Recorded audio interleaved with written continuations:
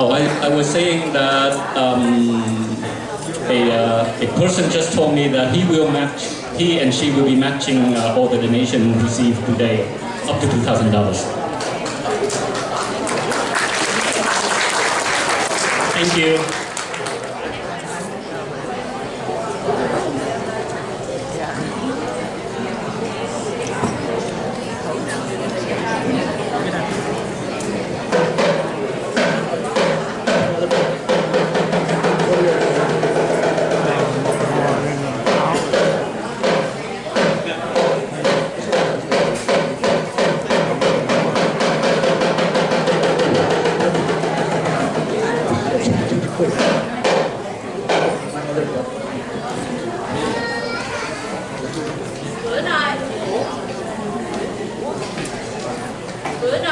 Có chương trình gì vui không?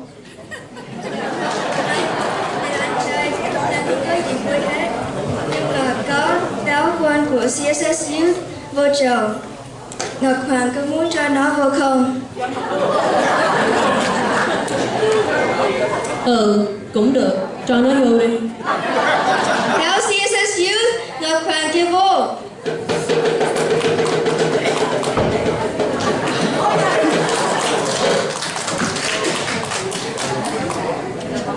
Chà, táo này năm nay mập quá. Bằng áo dài vui chi đẹp nè. Dạ áo này Thần mới mượn sáng hôm nay thôi mà còn vừa thì được. Nhưng mấy tuần nay dưới bếp ăn nhiều cơm thịt kho với bánh trưng quá thì có mập chút xíu thôi. Nhưng thấy Ngọc Hằng cũng mập luôn. Ê, đừng có nói vậy. Ngọc Hoàng năm nay phát tướng phát tài.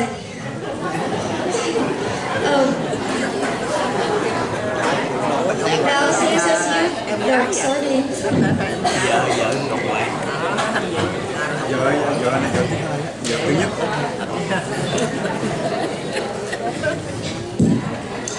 Muôn tâu ngọc đế thần táo khang nghi, cứu hội từ bi phụng sự miền East, CSS Youth bang Virginia. Năm chó đã qua, năm heo mới tới, nãy giờ thần đợi tới lượt vô trầu. Báo cáo mấy câu cho bà con rõ, đám con nít nhỏ kính chúc Ngọc Hoàng long thể an khang muôn năm vạn tuế. Vạn tuế cái mà vạn tuế. Các bác nghe đọc tiếng Việt cái giỏi không? Hay không? Dạ. Các bác ngồi dưới nghe rõ con không? Hôm nay khách đông hội mình vui quá, thức ăn quá đã phục vụ khỏi chê. Nhóm youth hay ghê bây giờ mới biết, tài năng đặc biệt đàn hát tự nhiên, như lúc ngồi thiền đếm từng hơi thở. Hơi thở cái mà hơi thở. Rồi các bác vỗ tay cho con lên tinh thần để mà cái đọc tiếp nha. Bây giờ thần kể sinh hoạt năm qua, các em tại nhà ngồi thiền mỗi tối 30 phút gọi Uber Conference, tự tài an nhiên trì từng câu chú. Mong rằng sư phụ 2 tháng nữa sang, nhóm youth hân hoan thầy trưởng bảo bác cái màu ba bác. Mỗi tuần Chủ nhận lớp youth thật đông, lớn nhỏ đầy phòng nụ cười hớn hở. Em nào bỡ ngỡ một lát cũng quen, tập CK10 khởi đầu cho nóng, rồi nằm bất động 10 phút xả hơi, kế đến ngồi chơi thiền 30 phút. Không ai ngủ gục ngáp tới ngáp lui, nửa nụ cười vui muscles relax, hai tay định ấn tâm trí rỗng rang, nghiêm trang đọc vang lăng nghiêm tâm chú. Khi thiền đã đủ cảm kích cảm ơn, hạnh phúc thật gần mỗi ngày đều có. Thiên nhiên cây cỏ nhà ở cơm ăn, giờ break lăn xăng thức ăn ngon quá cái mà ngon quá. Thì lớp youth tụi con tuần nào cũng có nhiều thức ăn và trái cây rất là ngon. Thì chủ nhật nào các bác rảnh thì xin mời đến chơi. Đặc biệt hơn hết là lớp Lâm Nghi, practice tu trì pháp môn lục tí. Thầy cho anh chỉ 6 chủng tự luôn, tập viết trên khuôn trước sau từng nét. Ngồi chung tấm mát thiền mạt Đà La, 6 chỗ tối đa ngồi thành 14. Mặc dù hơi tốn phải trả 500, Phật pháp cao thâm vẫn còn quá rẻ. Quá rẻ cái mà quá rẻ.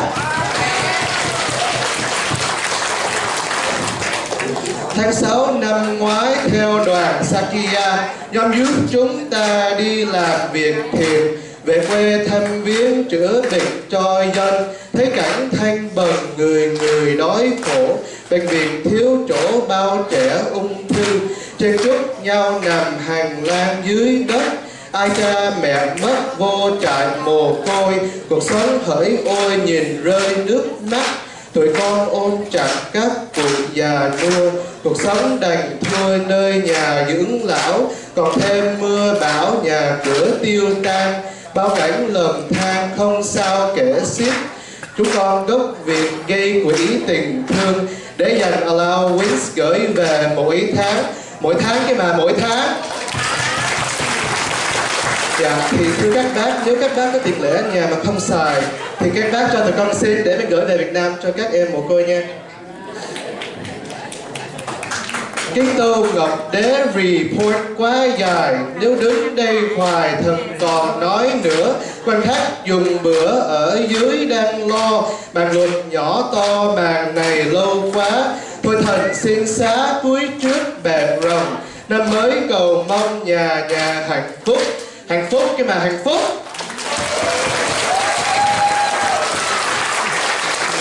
Dạ vâng, nàng set up đến đây là hết. Chúng con xin cảm ơn các bác đã lắng nghe.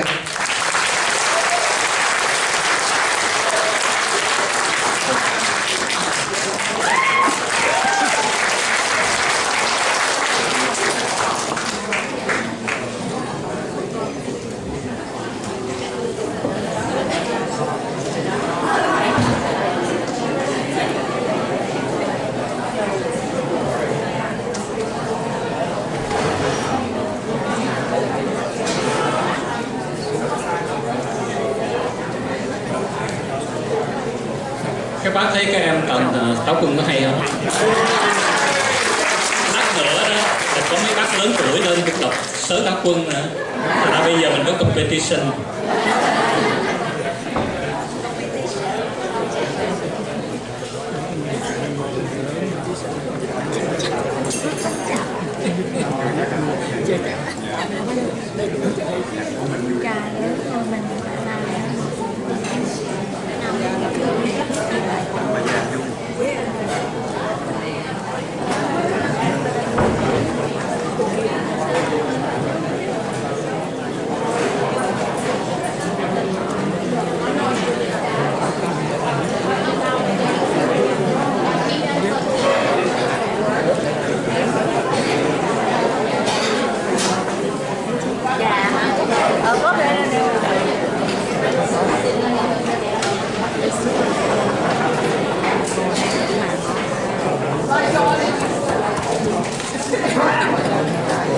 Dạ thưa các bác, cái màn kế tiếp là tụi con sẽ trình diễn. We're going to perform a skit from one of the stories that we do after meditation. So mỗi tối là tụi con làm cái chương trình ngồi thiền. Thì sau cái chương trình đó là tụi con thường kể một cái câu chuyện mà nó có một cái ý nghĩa cho các em học từ cái câu chuyện đó. So one of the stories that we're about to tell right now is a moralistic story, one of the storytelling things that we usually do every single night after meditation. And so I'm going to be reading the narration, and some of our youth kids will be acting out the story. And hopefully many of you will feel the same kind of lessons that we tend to learn afterwards too. So I hope that you enjoy it.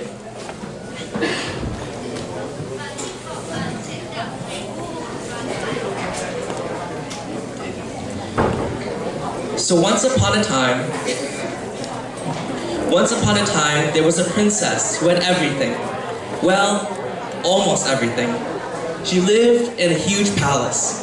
Of course, being a princess, she had everything that she could ever possibly dream of. If she wanted something, all she had to do was ask, and it was given to her. Yet, she was not happy and felt very lonely. At times, the princess would open the window of her playroom and look down into the streets below. There, she saw other kids playing hopscotch or tag, laughing, chattering, and singing. "Why are all those children making those sounds?" the princess asked her royal nanny one day. "I guess it's because they're happy," replied the royal nanny. Looking down at the kids again, the princess said, "I want to be happy too. What will make me happy?" The royal nanny didn't know what to say. If only she could let the princess out into the streets to play with the other kids, the princess might begin to learn to laugh and have fun and be happy too. But you cannot do that. So the royal nanny had to think of something to answer the princess's question. Looking down in thought, she saw her shoes. Perhaps there was the answer. Finally, she said, "If we could find the happiest child in the kingdom, you could stand in that child's shoes, maybe even walk in her footsteps, and know what it's like to be happy." The princess instantly demanded the king send off a huge battalion of guards to search for the happiest child in the kingdom. "When you have found him or her," said the princess, "bring me the child's shoes immediately." The king's guards searched and searched. Several times a day, she asked the royal nanny, "Have they found the happiest child yet? Where are the shoes you promised me?" The princess couldn't wait. Days turned into weeks, and the princess kept asking her royal nanny, when will they bring me the shoes? And finally the day arrived. The royal nanny came running into the princess's chamber with the news. "Your Highness, I've found some good news and some bad news." "Give me the good news first," cried the little princess excitedly. "Well," the royal nanny said, "I'm pleased to say that we have found the happiest child in the whole kingdom." "Excellent, then where are my shoes?" demanded the princess impatiently. "That's the bad news," replied the royal nanny. "The happiest child in the kingdom didn't have any shoes." The end.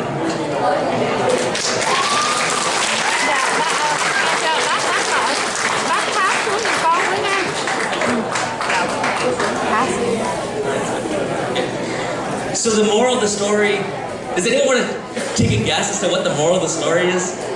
Because afterwards, I never told the kids what the moral is. They have to figure it out on their own.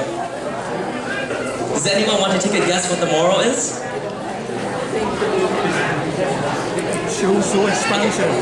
So the moral of the story, and I think this is pretty obvious for many of us who are a little older in age, wealth and money doesn't necessarily equate to happiness. If you're lonely, then you are almost definitely unhappy. But the best way to find happiness is through the relationships you have, the friends you have with each other. And for the princess who was unable to go outside and make friends with anyone, right, that was the way that she was stuck in her sadness for a very long time. And so many of us, especially for our youth, we go through every single day, we take our parents for granted, we take our brothers and sisters for granted. We always want to go out and look beyond to find our happiness. But many times the happiness that we have is right in our own home, right within ourselves, as well as the families that we do have. And so that's one of the lessons that we try to instill in our youth every single day. To respect your parents, to love your parents, and to show them that you love them very, very often.